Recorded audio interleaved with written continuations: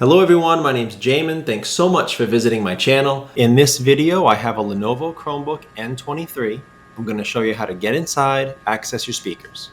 So first thing, power down your computer the correct way. Make sure it's off and unplugged from your power cord. We're then going to flip your computer over to access your bottom case screws.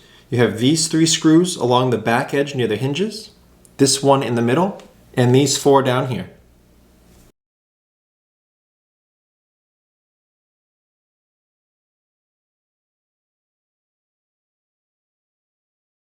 Then I will take my small flat metal pry tool, I'll insert it along the seam of my palm rest and pry it up from the bottom case.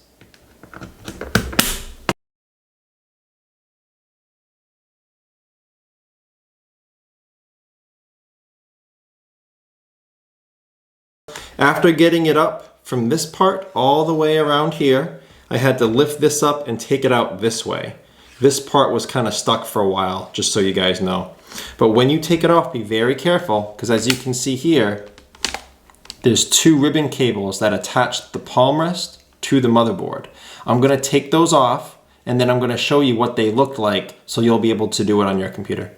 So this is what it looks like. These ribbon cables come from your touchpad and your keyboard, and they attach to your motherboard here and here. So I'll zoom in on that and show you how to safely take those off. The way that these kind of connectors work, they're very fragile. On this one you have a black clip. On the smaller touchpad ribbon cable you have a white clip. The way it works is they open and close like a book cover so that it secures the ribbon cable down. So to get the ribbon cable out, you take a small, very flat pry tool and you gently, carefully put it underneath that clip and pop it up. And the ribbon cable comes out. Same thing with this white clip. Very carefully under the white clip, pop it up, and then the ribbon cable can pull out. If you damage those clips, this black one or that white one, if you damage those, you may not be able to find a good replacement, which means that you won't be able to secure your ribbon cables down very well. So definitely do not break those. Be very careful taking off your palm rest. As a general computer repair side note, guys, whenever I'm working on a computer in my shop, it's sitting on an anti-static mat.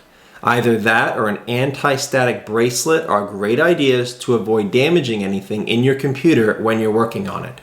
If you would like any help with tools or supplies for your project, as well as any replacement or upgrade parts for this specific model computer, there will be a link above, also below in the description, and it will be a list of all those tools and supplies and replacement parts for this computer. Your battery is right here. It's held down by this screw here, and it plugs into the motherboard right there. Now usually in a computer when you're unplugging things, it's best to not pull on the wire if at all possible and just pull on the plug. Sometimes wires can break and they can come out of the plug when you pull on them. This one was very difficult though with the battery still in. So I had to take the battery out and sort of grab on this whole area here and try to pull it all out, wiggle it out very carefully. So that was a little bit of a pain. These are your speakers right here. They're not actually screwed down, they're just fastened down onto these posts with these little rubber washers for sound insulation, so you can wiggle them right off if you're trying to take them out. This speaker connects by the wires down here under the battery, over here to this speaker, and this speaker plugs into the motherboard right there. Again, same with the battery, it was kind of hard to pull that out without putting some force on the wires. Just be very careful and slow, wiggle it out instead of just yanking on it.